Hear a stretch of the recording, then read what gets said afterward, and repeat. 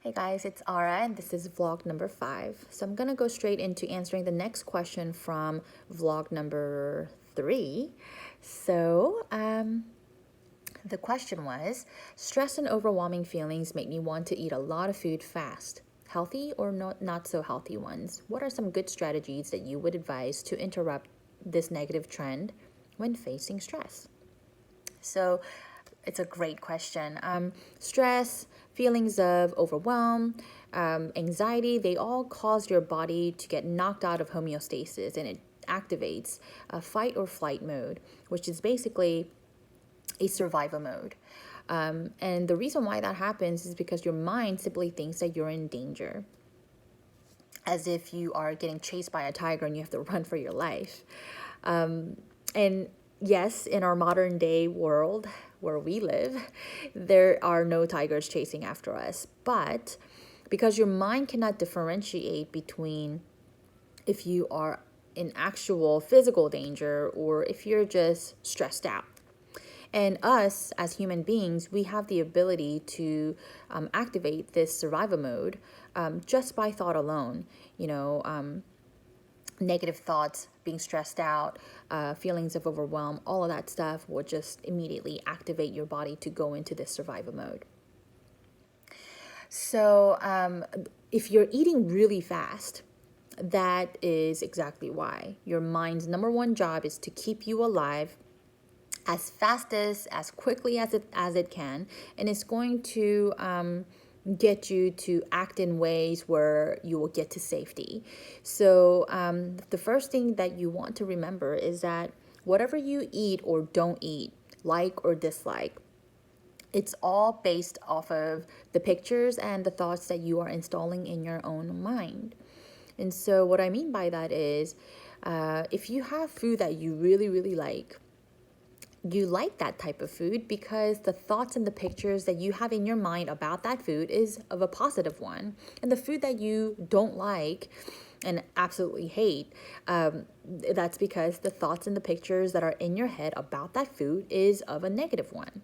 So if you have a memory of, let's say, your mom always baked you cookies when you were under the weather or feeling bad or down, and she baked you these delicious cookies and always cheered you up, and you love the fact that your mom went out of her way to show you that she cares and everything was all good, then that association that you've attached to that event and those feelings and the food is going to carry out with you throughout adulthood. So even as adult, when you are under pressure, under stress, feeling overwhelmed, then your mind is going to immediately search in your brain to see, okay, when was it the time when he or she felt better, when this same feelings came up.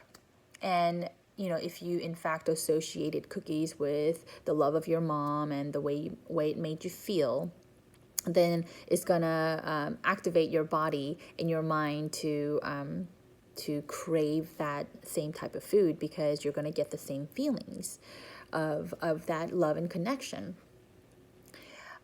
So if you are in a place where you don't want to eat that type of food anymore, no matter how stressed you are, then you have to change the picture and the thoughts that are in your mind about that food.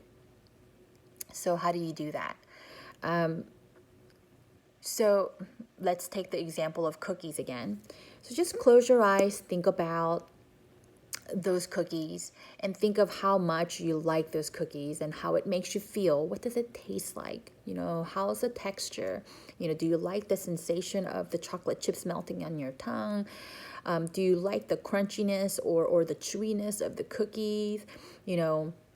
How does it make you feel in your heart, in your mind? Just think about all of that, and then once you're done with that, then think about something that will totally turn you off. Maybe it's a flavor of another type of food that you absolutely hate, maybe Brussels sprouts or broccoli or whatever it is that you don't like. And then imagine you taking a bite out of that cookie, a big bite of that cookie, and then instead of thinking about the sweetness and the texture and the chocolate chips of the cookies, instead think about the nasty flavor of that food that you don't like, and just keep associating those two things together. Or you could even picture in your mind of the cookies. Like, let's say that you see a plate of cookies on your kitchen table. And then just picture in your mind that when you're about to go and grab a cookie, you all of a sudden found somebody else's hair on a cookie, or maybe you saw some flies sitting on those cookies, just kind of nibbling it away. Or maybe your dog was trying to get to those cookies before you, and it slobbered all over your cookies. Or maybe even accidentally pooped on your cookies. Let's just say that happened. So then think about how gross you feel, or if you accidentally ate the cookies that your dog slobbered on and realize that that's what happened. Think about how that makes you feel. What did it taste like? You know, what was the smell of the poop like on those cookies? And so just think of all of those feelings and the sensation of just being turned off. And then keep associating those two things together. And over time, once you do this over and over again, it's going to eventually, drastically decrease the amount of desire or the urge to eat that type of food. So I did this in a way with, I used to love cheese. I ate cheese all the time.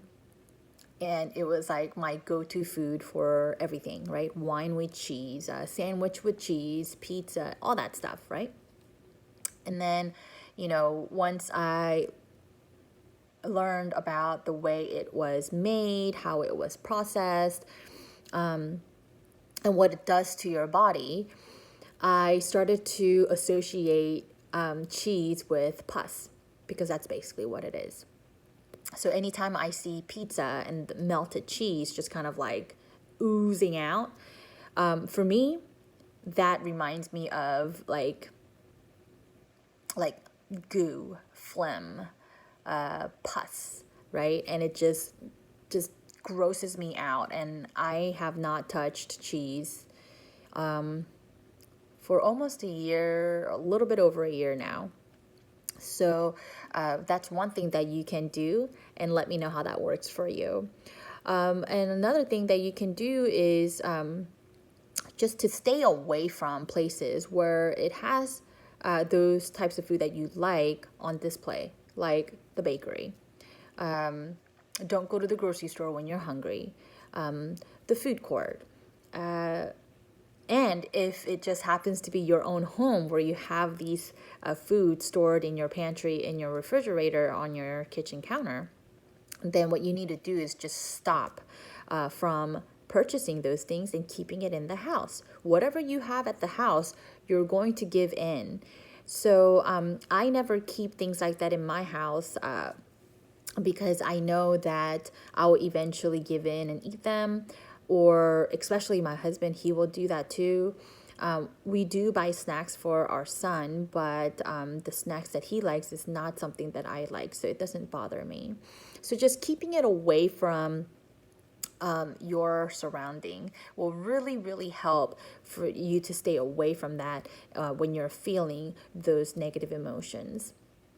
And then another thing that you can do is, when you have that urge to eat the cookies, then just take a moment, step back, and then think to yourself, okay, why do I want cookies?